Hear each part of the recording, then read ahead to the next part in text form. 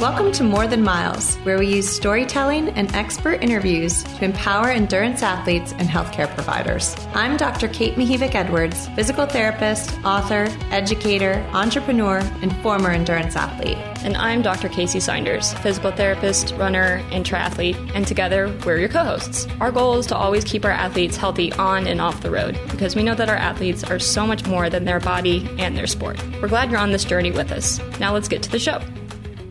Welcome to More Than Miles, and today on the show we are very excited to have Dr. Kensa Gunter, who is a clinical and sports psychologist based in Atlanta, Georgia. In her private practice, she provides individual counseling, mental skills training, and consultation services to athletes and organizations. Dr. Gunter is committed to moving beyond stigma and elevating conversations about mental health, particularly in high performance in African American communities. She also currently serves as the president of the Associate for Applied Sports Psychology. Wow. Welcome, Kensa. We're so excited to have you. Well, thank you so much for that wonderful introduction, Kacy. I appreciate the invitation and opportunity to be here, and I'm so looking forward to talking to you and Kate. So thank you. Tell us, how are you? We talked before the podcast. I don't think I've seen you in 2 years. I know, right? And the fact that that's the norm and that that's not as abnormal as it sounds, right? I think that speaks to kind of how we all are. So, I mean, you know, in general, I'm fine, right? Like I am healthy, I am safe, I am still employed, and I'm able to still put one foot in front of the other. And so in that regard, I mean, things are good, right? Like, and not only am I healthy and safe, but so are my family and friends and loved ones. And that's really important in this time. Beyond that, I think, like many of us, I'm still in a space of like, what in the world is this reality that we are living in as we still navigate a pandemic and a racial reconciliation and life with the vaccine and reintegration, and what does that look like, right? Like, and so I think I'm in the place of managing all of that, but also kind of doing okay at the same time. So it's a mixture, but all in all, the classic, I'm fine. Which means nothing. I like your explanation much better than I'm fine. Yes. I mean, but you know, it's just the truth. I'm trying not to get too focused on things that are too far ahead, and certainly not trying to dwell on the past that was. But really, I think this has been a practice for me, and it's hard for me to do it. As the mental health consultant, I'll acknowledge it's hard for me to do it, but I'm trying to stay in the moment, right? Like I'm trying to stay in the present moment and figure out where my energy is needed most today, right? And focus my energy on that as we keep trying to move forward into this new next, whatever it will be. I completely agree. And I find myself getting ahead of myself and then wondering, how would it have been if this didn't happen? And it's a very difficult cycle to get into. So you have to kind of step back and come into the present and just breathe. Yeah, 100%. I mean, and it's a hard game to play, right? Because there are no answers, right? Or on the flip side, the answers are infinite on what could it have been, right? Like it could have been anything, but the reality that we have to face is, what is it? And we have to start from there as our baseline. Because if we focus on what is instead of what was or what might be, that's where our power really lives, and our ability to actually control anything to the extent that we have control lives in the what is. Right. Gosh, that's so true. And are you seeing this with a lot of your clients at this point? What kind of mental health struggles are people having because of COVID?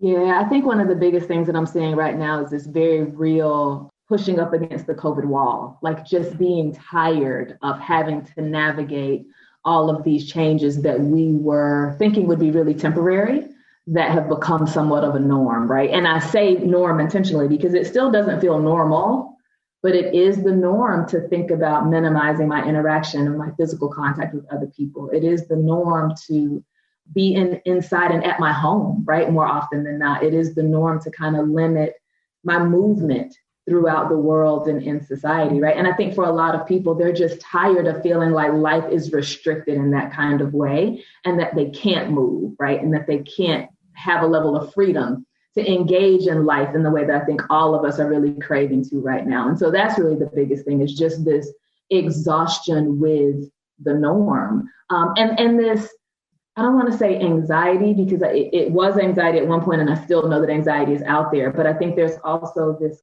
increased feeling about, and what is it going to look like when we have to go back to integrating and moving around together, right? So it's one of, I'm tired of being restricted, and how is it going to be when we get back together again? Because I don't know what that looks like either, right? Like I've been so conditioned now to be careful and isolated that moving in spaces with a lot of people also feels really daunting to a lot of people right now.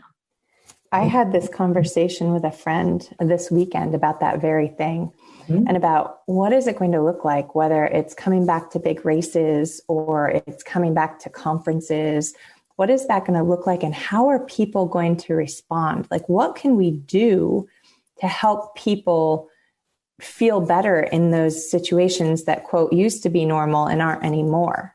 This is not to be political, but I think listening to the science about what are safe practices to engage in to kind of ensure safety for yourself and others when you are around different people, I think that's one thing to really kind of focus on and really hold in high esteem and regard as we start to reintegrate. But I also think the other thing that's really going to be essential is for us to just extend some grace to those around us and understand that everybody's not going to be moving at the same pace. Right. And the level of anxiety that people have about reintegrating is going to look different. And so if I think about, athletes who are going back to big races, right, and planners who are hosting these events, as I just think about anybody who's moving back into their workspace, right, going from working from home where we've all kind of been to going back to the office with a large number of people, I think understanding that some are going to be anxious, some are going to be excited, some are going to be all for it, some are not going to be with it at all, and having some level of flexibility around that and giving people some space to kind of pace themselves, I think that's going to be really important. And not forcing people to do anything, but allowing space for them to do it in some of their own timing, right? So that they can manage their feelings and whatever they need to manage as it relates to kind of reintegrating. Yeah, that's great advice. Yeah. And I always think about what Dr. Fauci said, I think it was a long time ago, but about the dimmer switch instead of the light switch. So things are going to slowly change. And I actually find myself talking to my patients about this, about like their injuries and their mentality. Like these things aren't going to change overnight. It's more of a dimmer than a light switch. And I think that's the approach. We have to find how quickly we want to move that dimmer for each of us, really. Right. Right. 100%. And I think that's a beautiful analogy, right? Because it's not all or nothing. And there may be some anxiety related to that process. I mean, people may feel anxiety who haven't been feeling anxiety because they've adapted to a norm, but they may start to experience increased worry or concern about what changing their current routine is, right? Because whenever we start to reintegrate, it's going to be another change and transition. And what we know is that when people experience change and transition, feelings and emotions are likely to crop up, right? And concerns and worries and what ifs, and that's normal. I also want to say that if you feel stressed in a stressful situation, or if you feel some anxiety in an unknown and an uncertain situation, that's a normal reaction, right? I think you have to be really, really conscious, and it's really important not to pathologize normal reactions. The situation we're in is abnormal. The way in which we're trying to navigate it, that's normal. And it might feel like we are off kilter and like we don't have our footing, but that's okay, right? It's just a matter of continuing to identify and know what's important for you and what's necessary for you and take steps to move towards that and talking about it, right? So that you realize you're not alone, right? That's been the importance the entire time of staying connected to your social support system, whether you're physically able to be with them or not, connecting with other people who are sharing your experience and who can help you to realize that you're not so alone and you're not on an island is a really powerful form of support to not only help you with your community, but it helps you internally to feel more confident in your ability to manage and just more okay with where you are. A question I've always had about mental health in general is like, where does that normal to abnormal line, where is that line in the sand? How do you draw that line? Because I think about this a lot with me personally, because I ask myself all the time, like, do I have a problem? Do I not have a problem? And of course, we've concluded that I do have a problem, which is totally fine. I feel much better about that now. But where is that line? In our society, a stigma has generally existed when you think about mental health, right? And so when we say mental health, most people think mental illness, right? So automatically, when you say mental health, there is no line. People think you're just talking about diagnosable conditions, depression, anxiety, trauma, PTSD, OCD, like they're thinking about the conditions that may actually require some type of medical or counseling intervention. But mental health really is a continuum that includes illness, but it also includes wellness. right? And so to your question, like, where is that line? I would say we all have mental health. Every single one of us has mental health and needs to be more aware of kind of what's happening with our mental health on a daily basis. And your mental health can be impacted by biological factors, situational factors. Like, there are a number of things that can impact your mental health, but we all have mental health. 1 in 5 adults in the United States in any given year, 1 in 6 adults globally has a mental illness, right? And so if you think about that continuum from wellness to illness, we all have wellness. Things happen in life that may push us down the continuum. We just kind of need to be mindful and checking ourselves of where we are. You can think of it like a stoplight, from green to yellow to orange to red. I know stoplights don't have orange, but just go. Right? So, I wasn't going to say it. Right. But think of it like a stoplight, right? And the red may be those times where maybe we do have a condition that requires some professional help, right? And I recognize that there are some people who legitimately have diagnosable conditions that need assistance, right? Most of us don't fall into that category. But there may be things that happen in life that push us into the orange or the yellow. So if you find yourself having difficulty functioning, doing your daily functions, right? That could be a sign that something is going on. And by daily functions, I mean things like your appetite changes, your sleep is disrupted, your ability to focus and concentrate on the tasks that you need to do, whether it's in your personal life or your professional life. If you feel some disruption in those, that may be a sign that something's going on. If that disruption lasts for an extended period of time, by extended, I mean about 2 weeks or more, to where you legitimately cannot function, and there's nothing around you that suggests that you should be experiencing some kind of disruption, that's a sign. So the ability to function changes, the symptoms last for about 2 weeks, and then the intensity is such that it is causing a problem in your life. That's a sign. Those are 3 ways for you to think through, okay, I may require more intervention now and more assistance now beyond self-care strategies, right? I would imagine in the world of physical health is kind of the same, right? Like, you know, the difference between when you might be sore or something might just be tweaked versus when something is injured and you need to go and see someone. It's the same kind of thing, just for your emotions. Well, and I'd like to say the same kind of thing happens, I think, in our physical world that happens in your mental world, is that people will completely ignore the signs and symptoms, and they will be injured and continue to exercise, and they will continue to engage in their sport, but not seek help. And then by the time they seek help, it's, you know, really hard to get them back, or it just takes a lot longer. And I imagine it's the same with you. Yeah, absolutely. I think, you know, people feel like I should be able to handle this by myself. There are a lot of messages and beliefs that we get about our emotional wellness that are not necessarily the healthiest messages. And so different cultural groups receive information.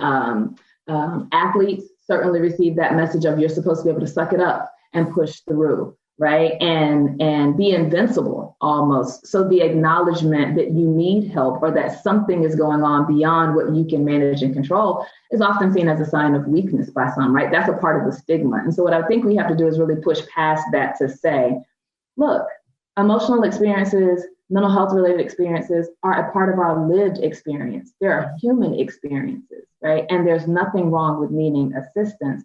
The most challenging thing is not reaching for assistance when you need it, right? Because help is available so that you can navigate those difficult moments, right? But you're right, like it's hard sometimes to ask for help when we feel like we should be able to handle everything on our own.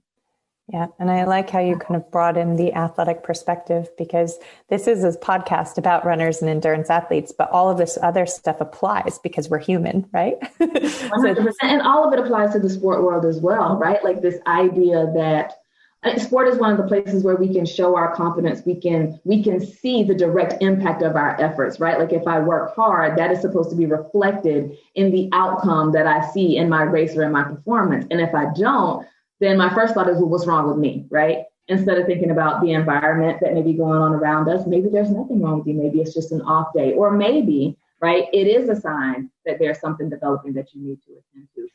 In all of this, the precursor to addressing mental health and physical health, I think, is awareness. You have to be aware of what your baseline is, right? You've got to be really in tune with yourself to know what's your norm, so that you are very clear on when there's something happening that is off or deviant from what your norm is, because everybody's norm is different. I'm writing that down. I want you to know, even though I'm listening and I'm going to listen again, I'm writing that down because I think that is the key. Being able to tune into your body, understanding the signs that your body is giving you so that you have the awareness to know what to do next. Absolutely. Checking in with yourself on a regular basis, even when things are not going wrong or when there's not a problem, right? Because you've come to understand your baseline when things are going relatively well, right? But you just need to be able to wake up. How do I feel today? Right? In the same way that we might wake up and are like, I slept wrong. I feel that soreness, right?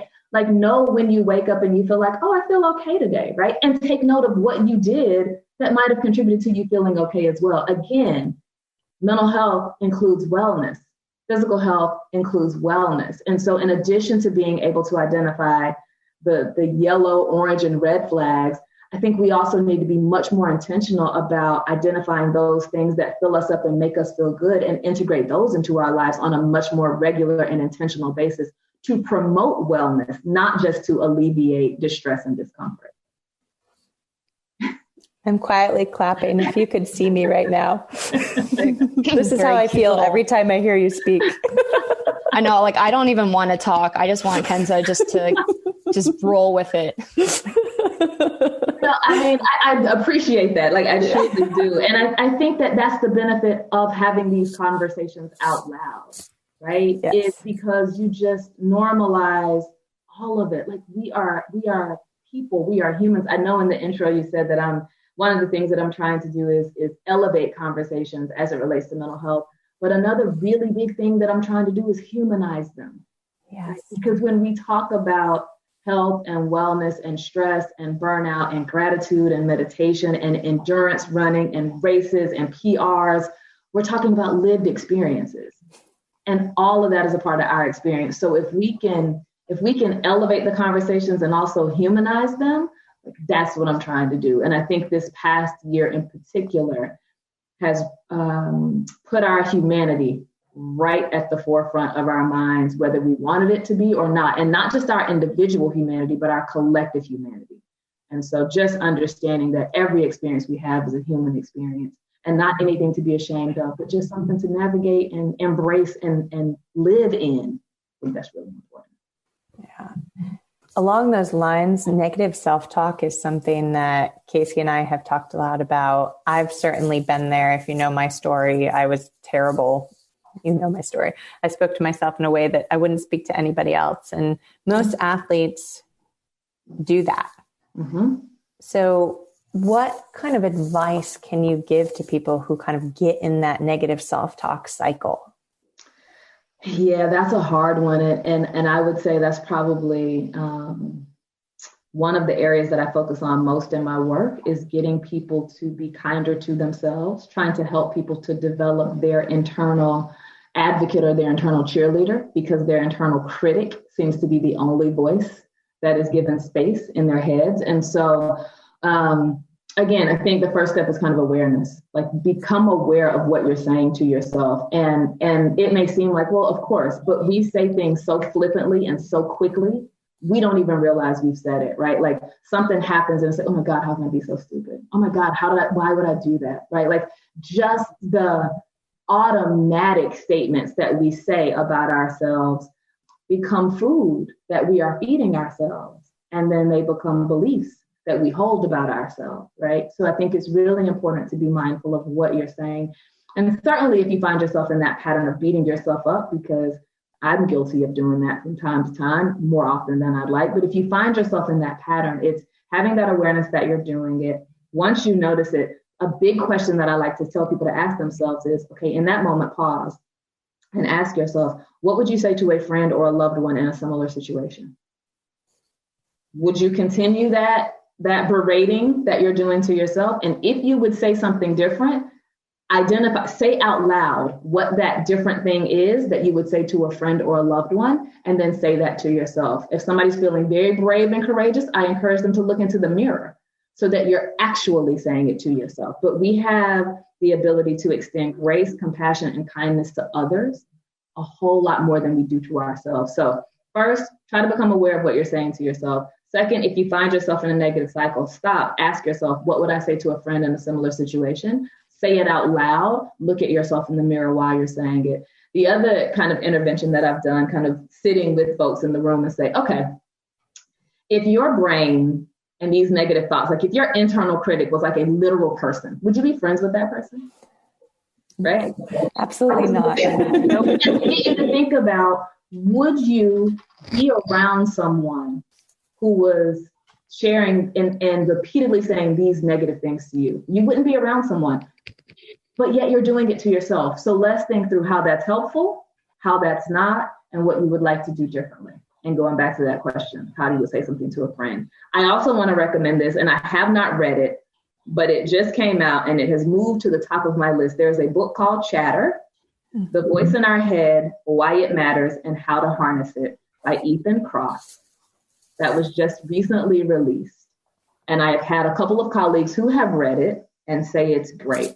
So to this point, I would also say, check out the book Chatter, because it may give you some additional information about why your self-talk is so important and how you can harness it for your good, rather than allowing your inner critic to reign supreme. I love that. I wrote it down and I will be buying it immediately. Immediately, right? It's probably outside on my stoop right now because I've already ordered it too. Yeah, so sort of as a tack-on question to this. So I imagine what happens a lot in athletics, I know this, I've experienced this, is when you're in the middle of a competition, or for me, it's a race, you're pulling up past experiences, and oftentimes they're negative experiences. And I feel like athletes can get stuck in that cycle. So what advice do you have for athletes who get stuck in that negative cycle after a string of, let's say, bad performances? Yeah, so what's a bad performance? Was it a bad moment in the performance? Or was the whole thing just terrible, right? Like that's the first thing, is we have the tendency to generalize what we perceive to be negative events. We completely eliminate and don't even hold on to positive events, right? And then we see ourselves through this very globally negative lens. So the first thing I would say to that athlete is, okay, if you have a tendency to hold on to negative thoughts, my first question is, what happens to your positive memories, your positive races, your positive events? Like, where do those go?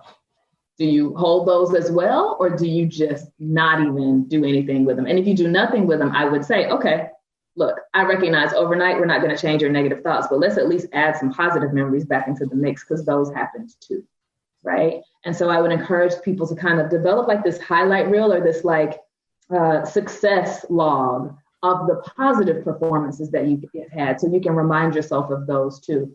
The next thing that I would do is say this idea of, I've had a string of bad races. What does that mean? If there were bad moments in the race, let's identify those.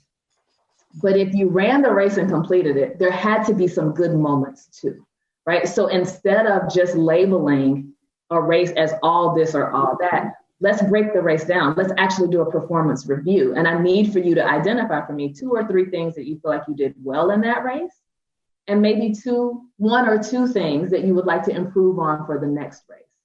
Then it doesn't become a good race or a bad race. It becomes a race in which I did some things that were well, that were good, that I felt good about, that I want to keep moving forward. I might have did some things that I want to improve upon in the next race, but it gives me an opportunity to recognize my growth in the midst of recognizing the things that I still want to improve upon. I'm not a fan of good or bad anything, unless we're talking about a moment in time. And if we're talking about a moment in time and it's good, let's figure out how to recreate it. If it's bad, let's figure out what needs to be adjusted, adjust it, and move forward. Yeah, I love that. I mean, I feel like as humans, we always put things into these boxes. It's easier for us we feel like it's easier for us to categorize and make sense of something if we just put it in a box. But it also does not allow us an opportunity to acknowledge our progress, our strength, our growth. Right. And it's important to acknowledge that as well, especially when I think about running and endurance athletes. And I think about the race itself is long, right? And the ability to focus and kind of tune in to where you are in that moment for the duration of the race can be a really hard thing. If that whole time, all you're thinking about is all the mistakes you've made in the past and the races that haven't gone the way you wanted them to go, that makes for a very unpleasant journey during your race, right? But if you can think about and appreciate the growth that you have accomplished, the successes that you've had, even in the middle of the race, if you want to focus on the technique or the strategy that you are trying to work on and improve upon in this race, that's fine. But again, I'm not a fan of all or nothing anything. We live life in the gray. Life happens in the gray. My office, my physical office, whenever we're able to go back there, when I first got the office, it was yellow. I changed it to gray intentionally because life is lived in the gray. There are different shades of gray, but it's not all this or all that. It's always gray. I love that this is recorded because now I can listen to this before every race and it's going to be great. I'm excited.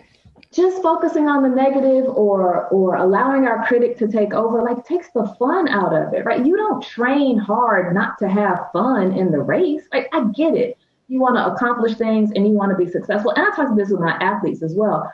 I understand you are striving for success and you want to be the best and you want to be excellent. The problem is most people strive for perfection. And the problem with perfection, one, is that it doesn't exist.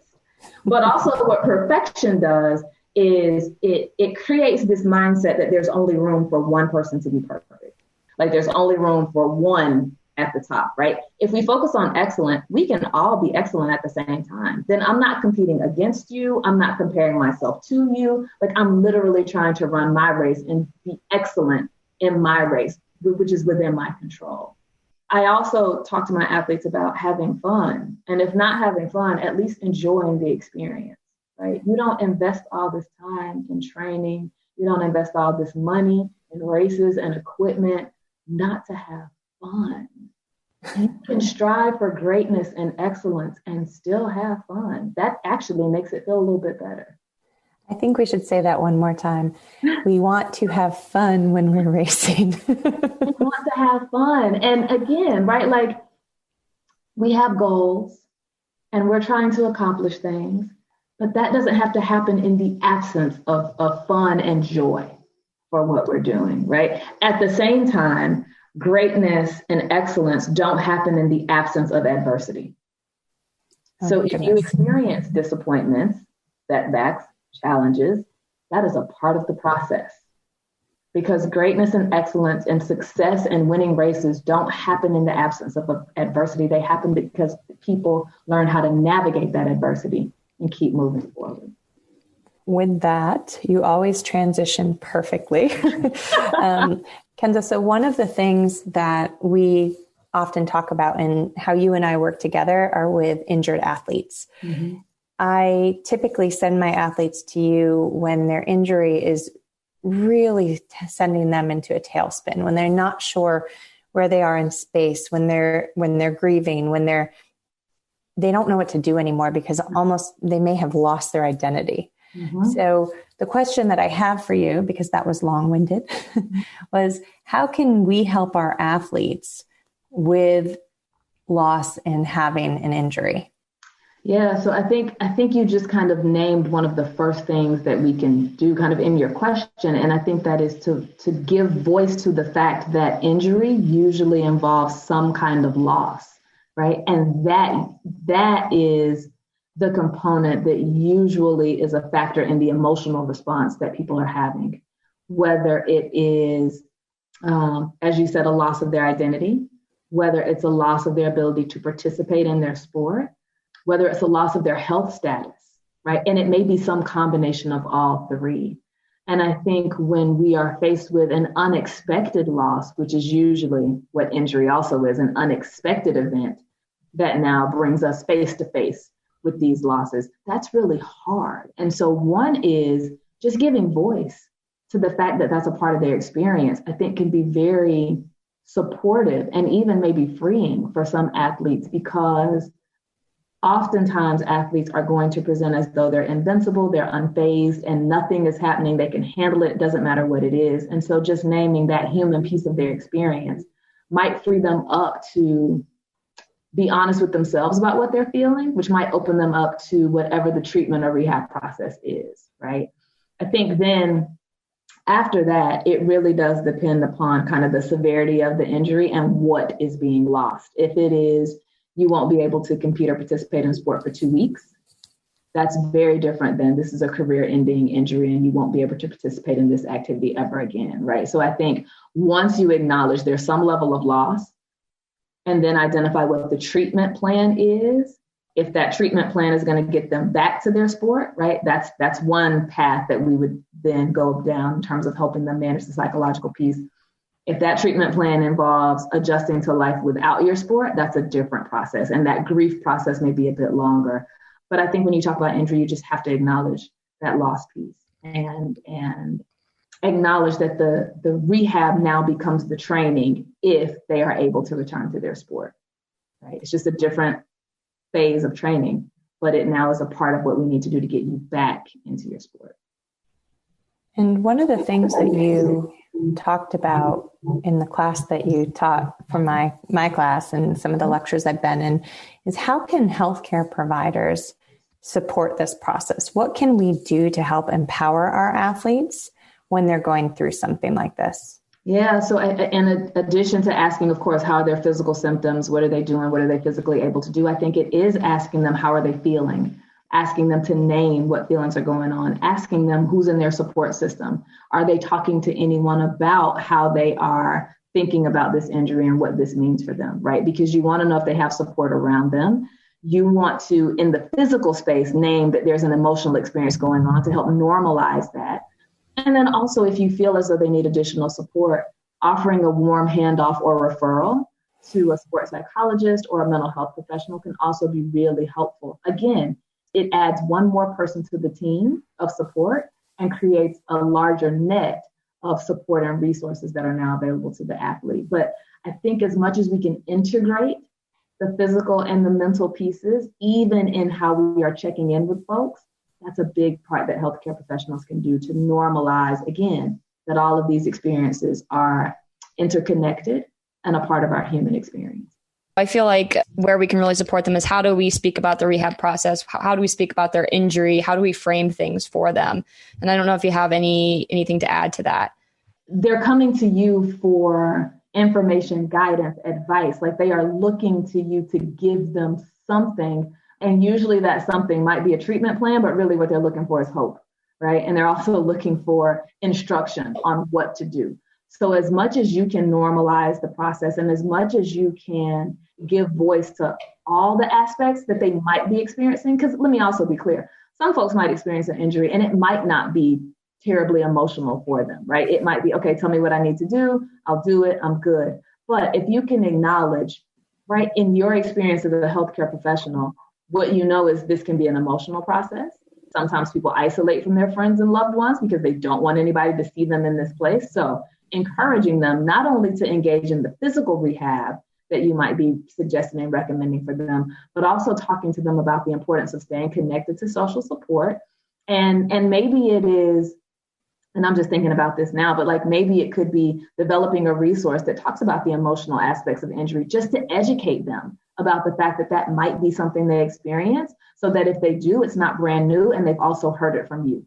So it's like, oh, well, they told me this might happen, so this doesn't feel so foreign. And that, again, helps to normalize it. So yes, if we can frame health as health, that includes both physical, mental, social components, that's a really big step towards helping people to shift and adjust their frame as they think about physical injury. 100%. Absolutely, because we think of ourselves as like compartmentalized, like this is physical and this is mental and this is social. And it's like, well, all of it is a part of you though. And, you know, you want all of it to be, we want to be well, right? Our goal is to promote health and wellness in all aspects. And if I can talk about how emotional symptoms and emotional challenges can manifest physically, and then on y'all side, y'all can talk about how physical symptoms might show up in your emotions or might generate some emotional responses. Now we're really getting to integrated health and wellness, which is what we're trying to accomplish. Absolutely. I constantly say to my patients, only 1/3 of your injury is physical. Right. That's it. 1/3. The rest is everything else. Mm-hmm. And we've got to work on everything else. We've got to address everything, right? We've got to address all 3/3, right? Yes. In order to address the whole. And so, yeah, no, I love that. I think what tags along with this too is I see a lot of people lose confidence in their body because they feel sort of betrayed by it when they get injured, or they just feel like there's something wrong with them. And I'm constantly working to reframe that. So I don't know if you have any tips for us along those lines. Yeah, something's wrong with me. My body has failed me. My body has betrayed me and let me down. Our relationships with our bodies are really important, and sometimes they can be really fragile, especially when your body is the vehicle that allows you to do a lot of the things you do. And for many of our runners and endurance athletes and those who might participate in other sports, like your body is unique. Like that's your gold standard vehicle. Like you need it. I think it's important to remember that, like any relationship, right? In order for a relationship to flourish and thrive, it has to be nurtured. So if we start to think negatively, speak negatively, treat our bodies negatively, that's how our body's going to respond. I guess also like relationships, I don't know any relationship that just exists in a straight line. Like, unfortunately, there are ups and downs in most relationships. And so if we can think of our relationship with our physical selves in the same way, right, is that we need to nurture it and care for it, but also recognize that sometimes there may be some ups and downs. And if we can try our best to embrace those moments and still be nurturing. And if something happens where our abilities have legitimately shifted, again, there might be a grief process that goes along with that, right? I'm not going to minimize or diminish that. There absolutely might be a grief and loss process that someone has to go through and have to manage and deal with and honor those feelings. But also then there's an adjustment. So the question becomes, okay, I could spend the rest of my days focusing on what I can't do, or I can identify what I still can do and adjust my view to look at that. And again, try to move forward. So grieving what may be lost, right? If my body does shift in a way that changes my ability, and then identifying, okay, what can I do? What do I want to do? And putting my energy in that and continuing to move forward.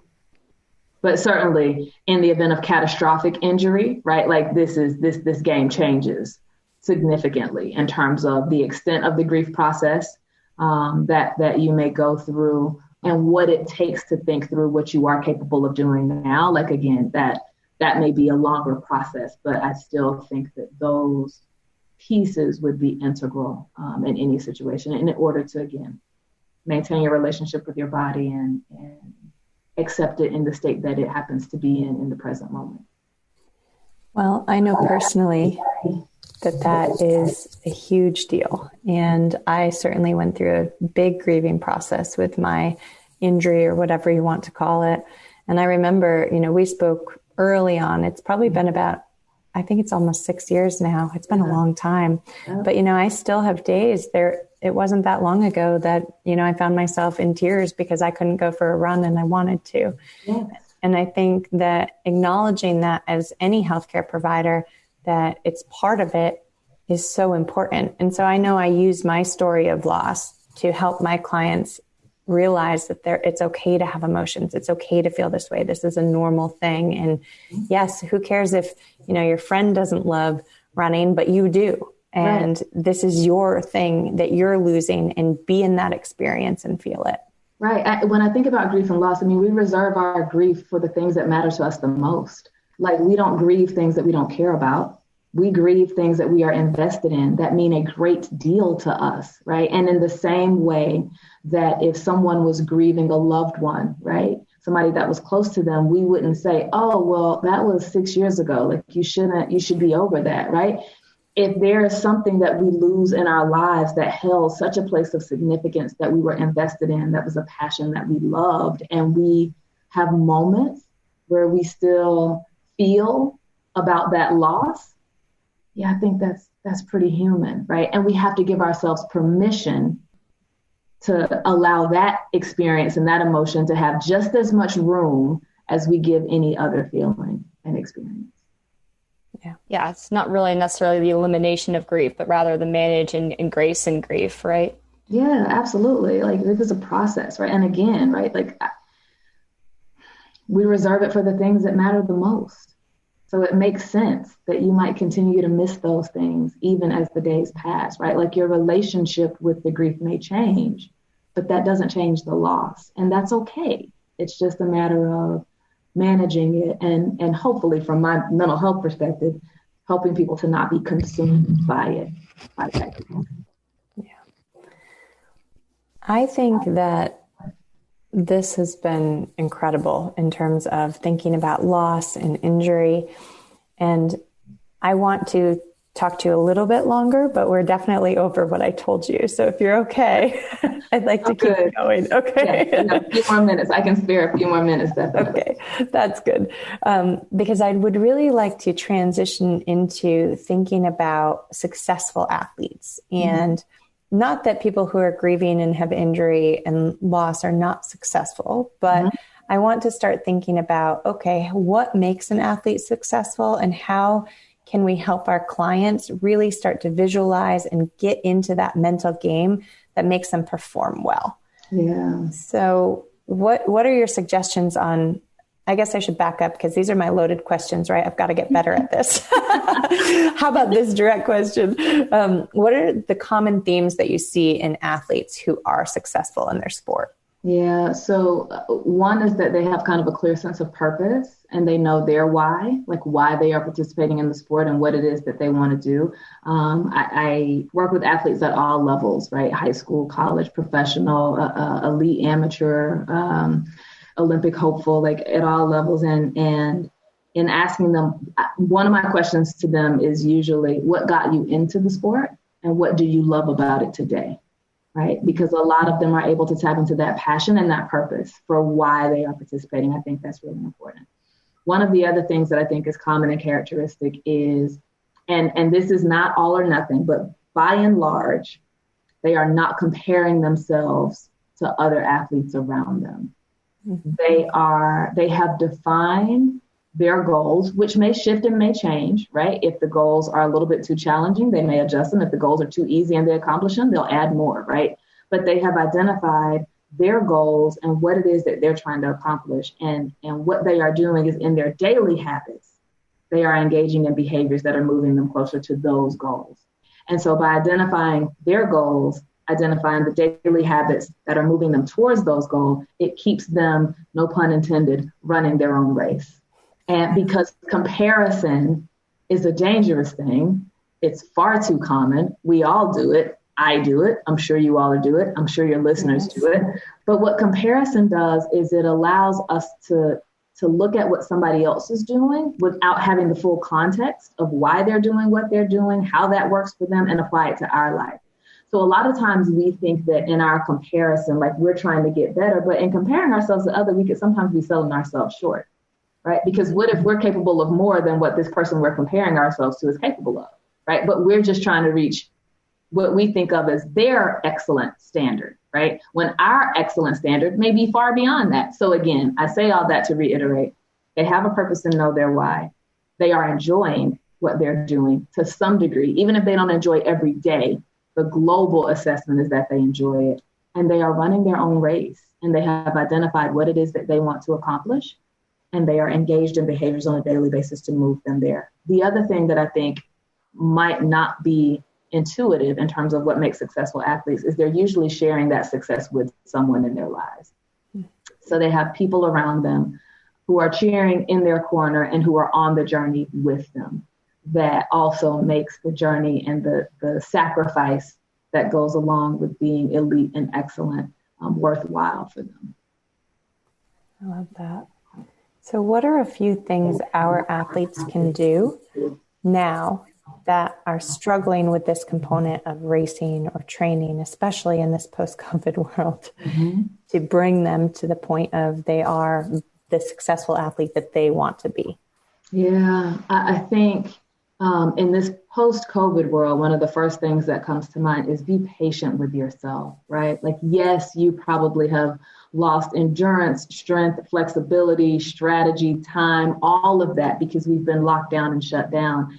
And realize that if you have lost or taken a step back in some of those areas, it's not because you're flawed. It's because we're living through a global pandemic. And we still are living through a global pandemic. And that pandemic caused you to change your life and your world as you knew it, which didn't allow you an opportunity to train in the way you wanted to. So the first thing I say is Be patient with yourself and do not expect yourself to go back training day one, race one, and be where you were prior to COVID. That is a recipe for injury. That's a recipe for overextending yourself or for trying to do too much too quickly, right? Yes, yes, yes. Yes, a recipe for injury. So, Grace, patience. Identify where it is that you want to be and create a realistic training plan for getting there. Realize that you are going back into a training mode before you go back into full race mode, because you've likely not been training at the level that you were used to training at. And so being patient with that process. Thinking about what mental skills are most important for you in your success journey, right? For some people, they need to have their goals written down. They need to see them every day when they wake up. That keeps them motivated. That keeps them going. For other people, they need to have routine. So they need to do the same kind of things every day for their routine. That allows them to stay focused and feel in control. For other people, they need to get their self-talk under control. For other people, imagery and visualization, being able to see something before you actually do it, helps them to feel more capable and able to engage in their training and their race. For other people, they need to train with people in order to have that physical motivation right there with them, pushing them. Know what it is that is important for you to give yourself the best possible chance to show up in training and in your competitions, right? And know that that thing may be different from what is necessary for everybody around you, but know what's important for you. Like for me, when I do these podcasts, when I do presentations, it's important for me to feel prepared, to feel like I know the information in and out. It's important for me to chill, like an hour before the event, to not have anything really on my plate. So I can like listen to music and like just relax for a second. That's important for me. I know I need that. And then I need feedback. Right? I need for people to share with me what their experience was so that I can make adjustments and so that I can not just be caught up in my own head, but actually receive some real-time validation in terms of, did I do what I was trying to do and did I communicate what I wanted to communicate, right? So again, I say, know for yourself, what are the elements that I need in order to create the environment that allows me to train and perform at my best? And do whatever you can to integrate those elements into your training on a regular basis so that when you get to competition, they're automatic and not new. I think, and in your life. I mean, you could even take this outside of sports now. Absolutely. Yeah. I mean, you got to know what's important for you. A word that we used ad nauseum in 2020 was essential. Essential services, essential functions, essential workers. I also think that one of the other things that might have happened in 2020 was all of us were forced to think about what's essential in your life. Who are the essential people? What are the essential activities? What are the things that you absolutely need to have present in your life to feel like, okay, the world is chaos, but I'm okay, right? Because if we have those essential things, whatever they may be, people, activities, whatever, that allows us to feel like we can manage in the midst of chaos. Yes. So what's essential for you? That boils it down. What's essential for you in your training as it relates to physical stuff, as it relates to mental stuff? And yes, I said stuff, that's my clinical word. But what's essential for you and how can you be intentional about integrating that into your life on a daily, weekly basis? And I think that's the question we're going to leave everybody with tonight, is what is essential for you? It's an important question. And, you know, the answer might be a lot shorter than I think we may have once thought it was. Right? We may have thought that there were many, many, many things that were essential. And what we now know is that's kind of cool, but my essential list is much, much shorter than that. Sure is. So my feedback for you is this has been amazing. We need to do this again because we could easily go for another hour, 2 hours. I don't even know. So this is definitely going to have to happen again. Well, I know. I appreciate it. Thank you. I'm really missing our glasses of wine and loaded cauliflower dinners that we had every couple months, or actually, I think it was every 2 months. Yeah. Yes. And what I think we need to do is, as we start to be able to navigate and move around and we have vaccinations that are a reality, we need to think about how we can reintegrate Wine and cauliflower. I am so there with you, girl. We need to make that happen, definitely. But in the meantime, this is incredible. I really do appreciate you all inviting me, and I thank you for the conversation. It's great. Oh, I agree. And one other thing I want to say before we sign off with our listeners is, how can people find you? And I know we'll put this in our show notes, but go ahead and let us know. How can they find you if they want to just hear more, be more, just hear you? Yes. So Twitter is probably the easiest way to find me. And that's at Dr. Kensa. So DrKensa is where you can find me there. I'm on LinkedIn, Dr. Kensa Gunter. I have a website, also www.drkensa.com. So you can check me out there. And that's really how you can reach me. That's where I am in the social media universe. Good for you. That's awesome. That's it. Yep. Because I've learned that boundaries are essential for me. I'm getting better at that. I'm not necessarily the best, but I am really working hard on it, Kensa. Absolutely. Yes. All right. Well, thank you. And yeah. Thank you so much. Thank you. And be well to you all and to your listeners. Thank you so much for hanging out with us. We hope that you enjoyed today's conversation. As you can tell, we absolutely love spreading knowledge about endurance athlete health. Be sure to subscribe and rate the show on Apple Podcasts, Spotify, or whatever platform you happen to be listening in from. It really helps us get the word out about our show so that we can reach more awesome people like you. Be sure to share the show with your friends, running buddies, training partner, family, dog, scream it from the rooftops, whatever works for you. See you soon.